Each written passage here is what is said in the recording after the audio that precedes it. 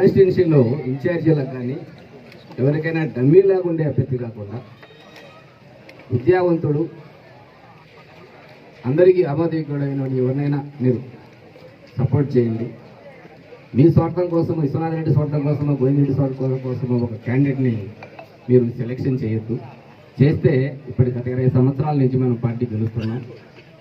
మీరు చేసిన పనుల వల్ల, మీరు చేర్చిన వ్యవహార తీరు వల్ల చాలా కేడర్ వెళ్ళిపోయే పరిస్థితి ఉంది. మార్పు తీసుకురావాలంటే ఖచ్చితంగా ఒక విద్యావంతుని, మంచి క్యాండిడేట్ని ఇండివిజువల్గా ఉండేవాళ్ళు తీసుకురండి నేను అభ్యర్థించాను. అందులో భాగంగానే ఈ పోరాటం. నా స్వార్థం నా క్యాండిడేట్ అవసరం లేదు, ఎవరి క్యాండిడేట్ అవసరం లేదు. ఇప్పటికైనా హైకమాండ్ గమనించి అలాంటి పరిస్థితి తీసుకొచ్చి ఒక మంచి క్యాండిడేట్ని పెడితే మళ్ళీ ఖచ్చితంగా విజయం చేకూరుస్తామని తెలియజేయడం జరిగింది హైకమాండ్కి. ఎలక్ట్రానిక్ మీడియా మరియు ప్రింట్ మీడియా మిత్రులందరికీ నా నమస్కారాలు. ప్రస్తుతం బద్వేల్ నియోజకవర్గ కాంగ్రెస్ పార్టీ నందు జరుగుతున్న పరిణామాలను మీ ద్వారా అధిష్టానం దృష్టికి తీసుకుని వచ్చే ప్రయత్నమే చేస్తున్నాం. బద్వేల్ నియోజకవర్గ వైఎస్ఆర్ కాంగ్రెస్ పార్టీకి నాయకత్వం వహిస్తున్న ఎమ్మెల్సీ గోవిందరెడ్డి గారు మరియు వారి అనుచరులు వివరిస్తున్న తీరుకు నియోజకవర్గ నాయకులు, కార్యకర్తలు విసిగి వేసారిపోయారు. పూర్తిగా ఒంటెత్తు పోకడలతో ఎదురుస్తూ ఉన్నప్పటికీ పార్టీ భవిష్యత్తును దృష్టిలో పెట్టుకుని మేమంతా ఓపిక పట్టాం. గత 14 సంవత్సరాల నుండి ఎమ్మెల్సీ గోవిందరెడ్డి గారి నిర్వాహకంతో మేము రాజకీయంగా, ఆర్థికంగా, సామాజికంగా చెప్పలేనంత ఇబ్బందులు పడ్డాం. ఇప్పటికి కూడా పడుతూనే ఉన్నాం. మరీ ముఖ్యంగా డాక్టర్ సుధా మేడం గారు ఎమ్మెల్యే అయిన తర్వాత మా కార్యకర్తలకు బాధలు మరింత పెరిగాయి. కారణం ఆమె ఎమ్మెల్సీ గారి మాటకే కట్టుబడుతూ మమ్మల్ని ఎంత మాత్రం పరిగణలోకి తీసుకోకపోవడం. 2024లో జరగబోయే ఎన్నికల్లో అయినా అందరికీ ఆమోదయోగ్యమైన ఎమ్మెల్యే టికెట్ ఇచ్చి కార్యకర్తలు, నాయకులకు న్యాయం చేస్తారని ఆశిస్తున్నాం. ఇప్పటికి కూడా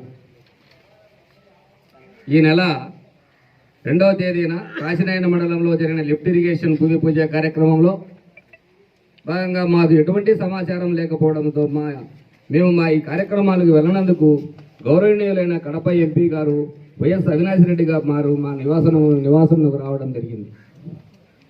ఈ సందర్భంగా మన ఎంపీ గారు మాట్లాడుతూ భవిష్యత్తులో జరిగే కీలకమైన విషయాల యందు, అనగా బద్వేల్ తాలూకా ఎమ్మెల్యే టికెట్ అభ్యర్థి విషయంలో సందర్భంలో ఖచ్చితంగా మీ అభిప్రాయాలను పరిగణలోకి తీసుకుంటామని, మీ అందరి సమ్మతితో ముందుకు వెళ్తామని చెప్పడం కూడా జరిగింది. ఆంధ్రప్రదేశ్ రాష్ట్ర ముఖ్యమంత్రి వర్యులు గౌరవనీయులు వైఎస్ జగన్మోహన్ రెడ్డి గారు, రాష్ట్ర పార్టీ పెద్దలు సజ్జల రామకృష్ణారెడ్డి గారు మరియు కడప ఎంపీ అయినటువంటి వైఎస్ అవినాష్ రెడ్డి గారు అందరి అభిప్రాయాలను పరిగణలోకి తీసుకుని ఎమ్మెల్యే అభ్యర్థి ఎవరనేది అధికారికంగా తెలియపరుస్తామని మేము ఆశిస్తున్నాం. ఇప్పటికి కూడా మరోసారి ఎమ్మెల్యే టికెట్ సుధా గారికి ఇచ్చే పక్షంలో మేము కానీ మా కార్యకర్తలు కానీ పనిచేసే ప్రసక్తే లేదు. ఈ ప్రభుత్వం ఏర్పడినప్పటి నుంచి బద్వేల్ ఎమ్మెల్యే గారు మమ్మలను, మా కార్యకర్తలను అన్ని రకాలుగా ఇబ్బందులు గురి చేస్తున్నప్పటికీ గౌరవ కడప ఎంపీ అయినటువంటి వైఎస్ అవినాష్ రెడ్డి గారు ఇచ్చినటువంటి సహాయ సహకారాలతో మనస్ఫూర్తిగా ధన్యవాదాలు తెలుపుకుంటున్నాను.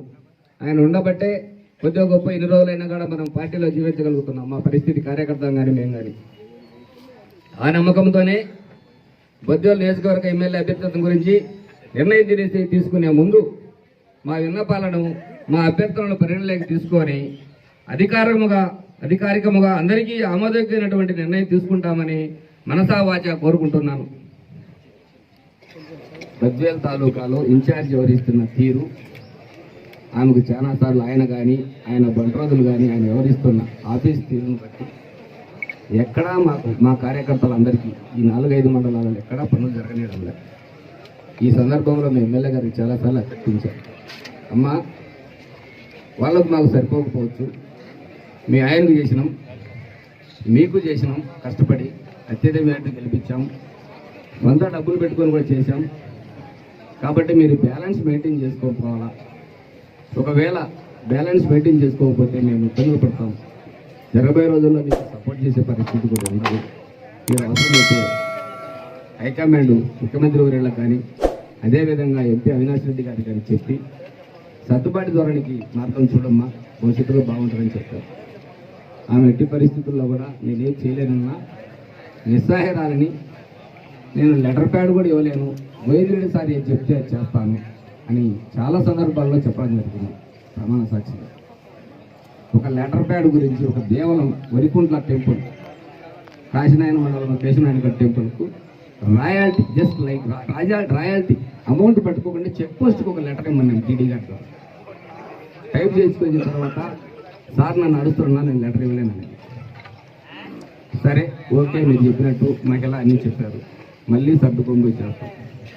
మళ్ళీ ఏమైనా ఆమె ఇండివిజువల్ డిసిజన్ అయితే నాకైతే నమ్మకం లేదు. మళ్ళీ అక్కడికే పోయి స్వయంగా రాజు పరిపాలిస్తే పర్లే, అక్కడ రాజు చేతిలో కూడా రాజ్యాధికారం లేదు. మన బద్వేల్ తాలూకాలో బండ్రోజుల చేతిలో రాజ్యాధికారం ఉంది. ఆయన పదవైనా ఆమె పదవైనా కూడా ఆయన చేయాల్సింది. కాశీనాయన మండల ప్రెసిడెంట్ అయితేనేమి, అట్లూరు మండల ప్రెసిడెంట్ అయితేనేమి, దాదాపు 24 మంది సర్పంచులు ఇక్కడికి హాజరైనటువంటి వాళ్ళు ఉన్నారు, 20 మంది ఎంపీటీసీలు ఉన్నారు, మాజీ ఎంపీపీలు ఉన్నారు, మాజీ జెడ్పీటీసీలు ఉన్నారు, తర్వాత ఇక్కడికి వచ్చినట్టు వారి మాజీ సర్పంచులు, వైఎస్ఆర్ కాంగ్రెస్ పార్టీ బూత్ కన్వీనర్లు, దాదాపు ఇక్కడికి ఒక 400 మంది లీడర్లు రావడం జరిగింది. వాళ్ళందరికీ మేమందరము ఏకస్థలమై మా విన్నపాన్ని మీ ద్వారా పార్టీ పెద్దలకు సవినయంగా విన్నవించుకుంటున్నాం. ఇంతమంది అసమ్మతివాదులుగా ఆమె టికెట్ విషయంలో మేమంతా ఆమెకైతే బలపరచలేము. మాకు అభ్యర్థులను మార్చి మమ్మల్ని మన కార్యకర్తలను కాపాడాలని కోరుకునే సందర్భంలోనే ఈ ప్రెస్ మీడియా మీకు పెట్టడం జరిగింది, ఈ మీడియా సమావేశం. అట్లు జరగని ఎడల నాయకులు కార్యకర్తల ఆలోచన మేరకు మేము భవిష్యత్తులో మా భవిష్యత్ కార్యాచరణ త్వరలో ప్రకటిస్తానని ఈ సందర్భంగా మీడియా మిత్రులందరికీ తెలియజేసుకుంటున్నాను.